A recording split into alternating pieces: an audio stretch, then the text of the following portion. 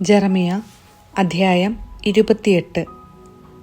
ജെറമിയായും ഹനനിയായും. ആ വർഷം തന്നെ യൂദാ രാജാവായ സെദക്കിയ ഭരണം തുടങ്ങി. 4-ാം വർഷം 5-ാം മാസം ആസൂറിന്റെ പുത്രനും ഗിബയോണിലെ പ്രവാചകനും ആയ ഹനനിയ ദേവാലയത്തിൽ വെച്ച് പുരോഹിതന്മാരുടെയും ജനത്തിന്റെയും സാന്നിധ്യത്തിൽ എന്നോട് പറഞ്ഞു, ഇസ്രായേലിന്റെ ദൈവമായ സൈന്യങ്ങളുടെ കർത്താവ് അരുളി ചെയ്യുന്നു, ഞാൻ ബാബിലോൺ രാജാവിന്റെ നുകം തകർത്തു കളയും.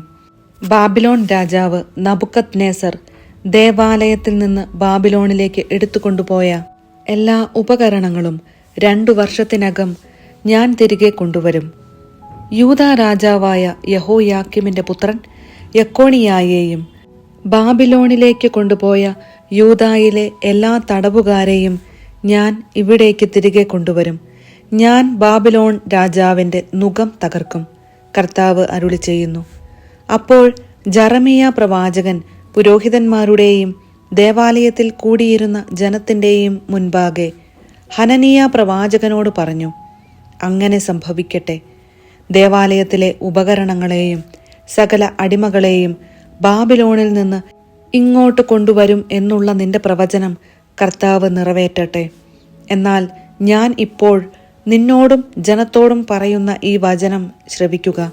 എനിക്കും നിനക്കും മുൻപ് പണ്ടുമുതലേ ഉണ്ടായിരുന്ന പ്രവാചകന്മാർ അനേക ദേശങ്ങൾക്കും പ്രബല രാഷ്ട്രങ്ങൾക്കുമെതിരായി യുദ്ധവും ക്ഷാമവും പകർച്ചവ്യാധിയും ഉണ്ടാകും എന്ന് പ്രവചിച്ചു. സമാധാനം പ്രവചിക്കുന്ന പ്രവാചകൻ യഥാർത്ഥത്തിൽ കർത്താവിനാൽ അയക്കപ്പെട്ടവനാണെന്ന് തെളിയുന്നത് അവൻ പ്രവചിച്ച കാര്യം സംഭവിക്കുമ്പോഴാണ്. അപ്പോൾ ഹനനിയ പ്രവാചകൻ ജെറമിയ പ്രവാചകന്റെ കഴുത്തിൽ നിന്ന് നുകം എടുത്ത് ഒടിച്ചു കളഞ്ഞിട്ട് ജനത്തോട് പറഞ്ഞു, കർത്താവ് അരുളി ചെയ്യുന്നു, ഇങ്ങനെ തന്നെ ബാബിലോൺ രാജാവായ നബുക്കദ്നേസറിന്റെ നുകം എല്ലാ ജനതകളുടെയും കഴുത്തിൽ നിന്ന് 2 വത്സരത്തിനകം ഞാൻ ഒടിച്ചു കളയും.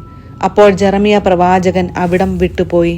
ജെറമിയ പ്രവാചകന്റെ കഴുത്തിൽ നിന്ന് ഹനനിയ പ്രവാചകൻ നുകം ഒടിച്ചു കളഞ്ഞതിനു ശേഷം ജെറമിയായ്ക്ക് കർത്താവിന്റെ അരുളപ്പാടുണ്ടായി. ഹനനിയായോട് ചെന്ന് പറയുക, കർത്താവ് അരുളി ചെയ്യുന്നു, നീ മരം കൊണ്ടുള്ള നുകം ഒടിച്ചു കളഞ്ഞു, പകരം ഞാൻ ഇരുമ്പ് കൊണ്ടുള്ള നുകം ഉണ്ടാക്കും. ഇസ്രായേലിന്റെ ദൈവമായ സൈന്യങ്ങളുടെ കർത്താവ് അരുളി ചെയ്യുന്നു, ബാബിലോൺ രാജാവായ നബുക്കദ്നേസറിനെ സേവിക്കുന്നതിന് അടിമത്തത്തിന്റെ ഇരുമ്പ് നുകം ഞാൻ സകല ജനതകളുടെയും കഴുത്തിൽ വച്ചിരിക്കുന്നു. അവർ അവനെ സേവിക്കും. വയലിലെ മൃഗങ്ങളെപ്പോലും ഞാൻ അവന് കൊടുത്തിരിക്കുന്നു.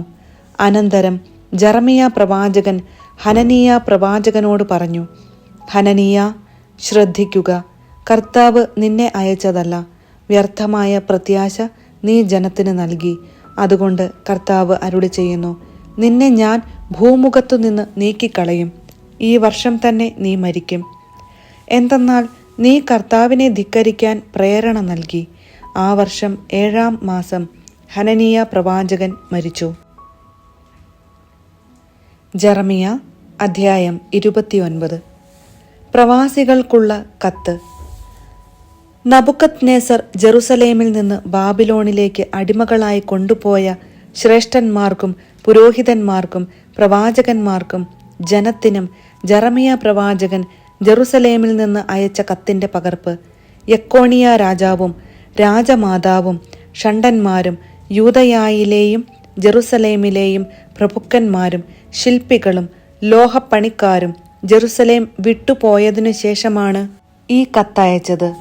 ബാബിലോൺ രാജാവായ നബുക്കദ്നേസറിന്റെ അടുത്തേക്ക് യൂദാ രാജാവായ സെദക്കിയ അയച്ചവനും ഹിൽക്കിയായുടെ പുത്രനുമായ ഗമറിയായും ഷാഫാന്റെ പുത്രൻ എലാസായും വഴിയാണ് ഈ കത്ത് ബാബിലോണിലേക്ക് അയച്ചത്.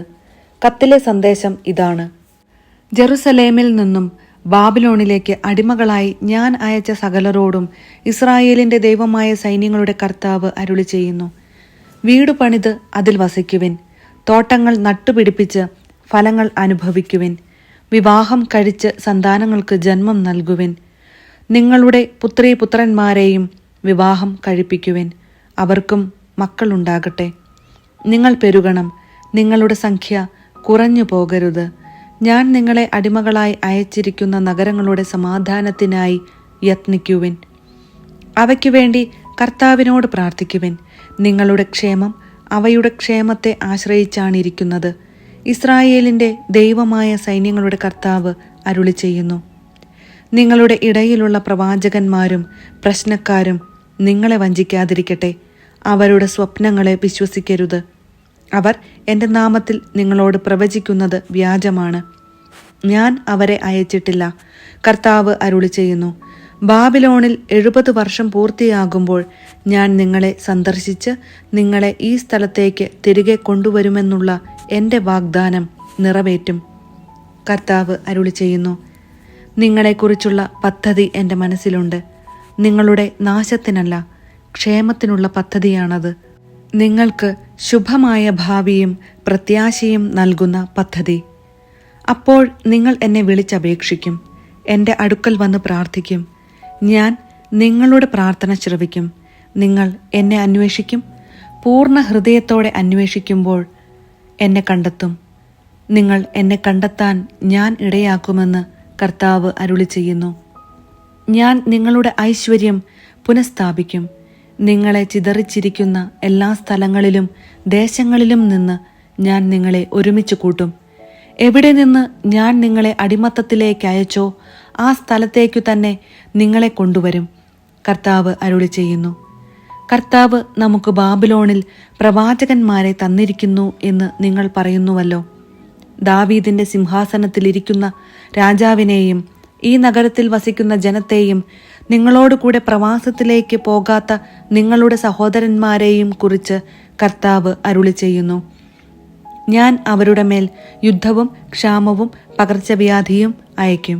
അവരെ ഞാൻ തിന്നാൻ കൊള്ളാത്ത വിധം ചീത്തയായ അത്തിപ്പഴത്തിന് തുല്യമാക്കും. സൈന്യങ്ങളുടെ കർത്താവ് അരുളി ചെയ്യുന്നു.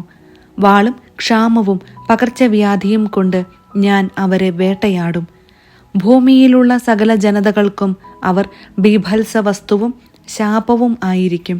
ഞാൻ അവരെ ചിതറിച്ച രാജ്യങ്ങളിലെല്ലാം അവർ സംഭ്രമവും പരിഹാസവും അവജ്ഞയും ജനിപ്പിക്കും. ഇത് എൻ്റെ ദാസന്മാരായ പ്രവാചകന്മാർ വഴി ഞാൻ പറഞ്ഞ വാക്കുകളെ അവർ ശ്രവിക്കാതിരുന്നതുകൊണ്ടാണ്. കർത്താവ് അരുളി ചെയ്യുന്നു.